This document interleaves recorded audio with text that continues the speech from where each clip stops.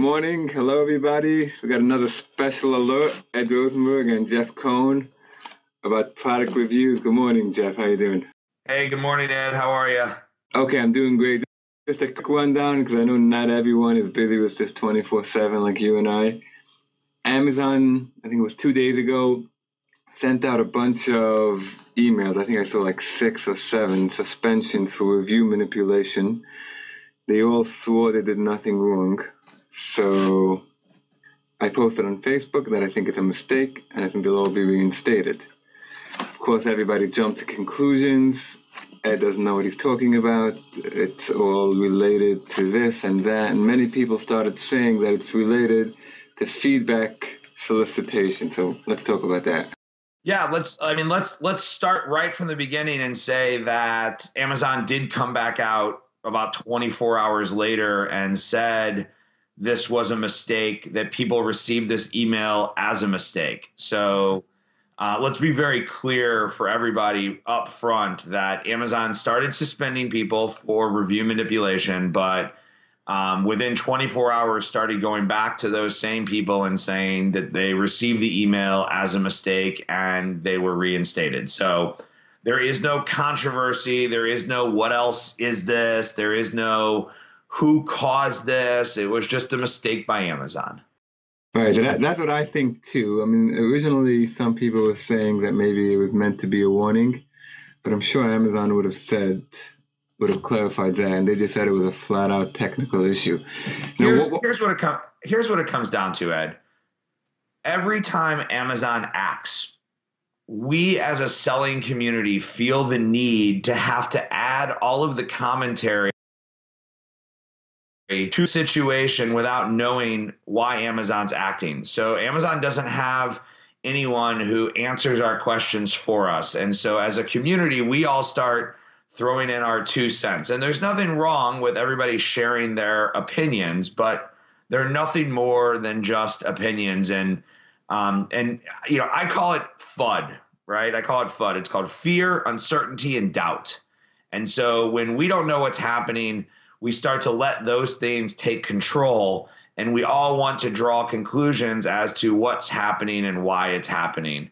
And it's scary, right? Like, let's just be honest and say that it's scary when that starts to happen because it's our business. I don't think there was anything more to it than a glitch in the Amazon system. Amazon, about a month and a half ago, made some changes to their policies. They made it very, very clear what those changes were, and sellers should kind of understand those changes and make sure that their account has been updated to account for those changes to which we actually know did occur. Now, a lot of people in the Facebook group are asking, should I email seller performance asking if this template is correct? And my advice was no. They don't schmooze to people saying this is good and that's no. But what do you think? Listen, I think you can do whatever you want. It's your account. But I don't think Amazon is ever going. I think you could ask 6 different people in Amazon the exact same question and get 6 different answers. So if you're looking for validation, then sure, go ahead and do it. But just because Amazon comes back and tells you that you can or that you can't doesn't necessarily mean that, or it only means that for that particular moment.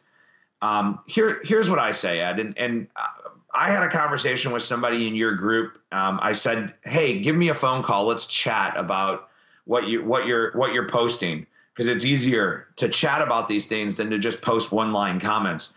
And what I said to this individual was, when Amazon does something, you have to look at the intent of what they are doing, not the actual letter of what they are doing. And you have to change your practices based on the intent. So there's certain things that we know. Amazon wants you to provide good customer service. They do not want you to manipulate that customer service. And so if your emails are trying to do something to manipulate a user and to manipulate an experience, then you could potentially be in violation of Amazon's TOS.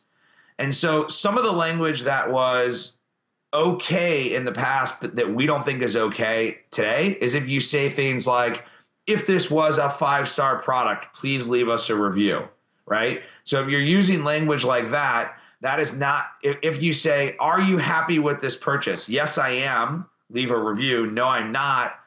Provide me seller feedback or provide me customer service.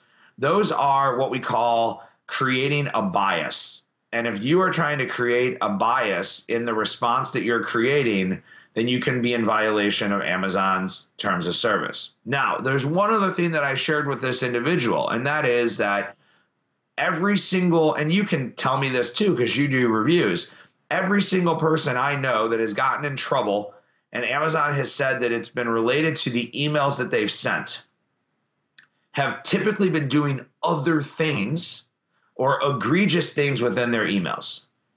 So they're giving you sample reviews in the emails. They're only asking for 5-star feedback. They're trying to trick the users. They're giving away 1,000 products at 99% off and then asking for reviews. They're having their friends and families write reviews.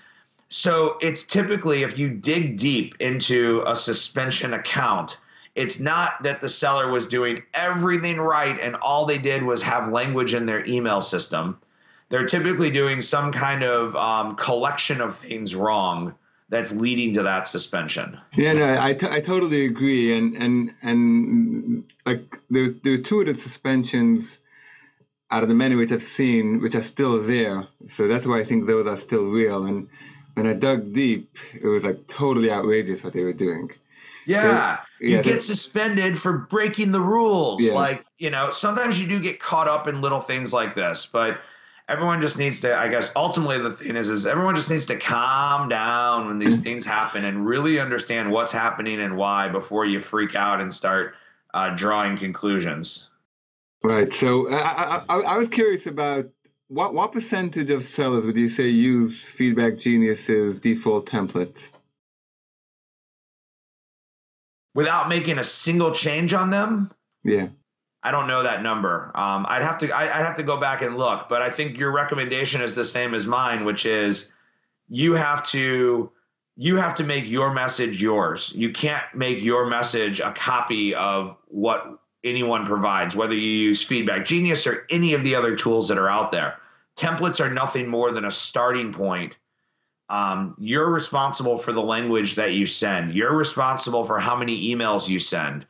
So blaming a suspension on an email provider service is kind of silly because you, as the user, are the one who's making the decision of what you're doing. Now, as an email provider service, we take our job very seriously. And so when we notice that things have changed, we change our templates, we notify our customers, we make that information available to them. Right. I mean, I would say it's safe to say that any template you use, as long as you don't deviate too far, is probably safe.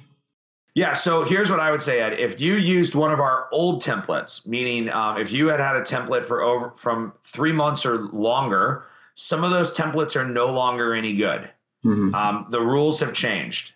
And so we updated all of our templates back during the big change. I think it was like late February, early March, right? There was a kind of this whole if-then thing change. We updated all of our templates and we notified all of our customers that we updated our templates and that they should take a couple of minutes and make sure they update the emails that they're sending. So if you haven't looked at your account in a long period of time, it's possible that an old template you're using is no longer any good and you should consider updating that. Again, if you haven't, and that's, I think, for any provider that you're working with, if you're using an email that you haven't looked at in over 3 to 4 months, you should go back and take 5 minutes and look at the language. Okay, Jeff, I appreciate it as always, and we'll be in touch. Thank you so much. Thanks, Ed. Have a great day. You too. Bye.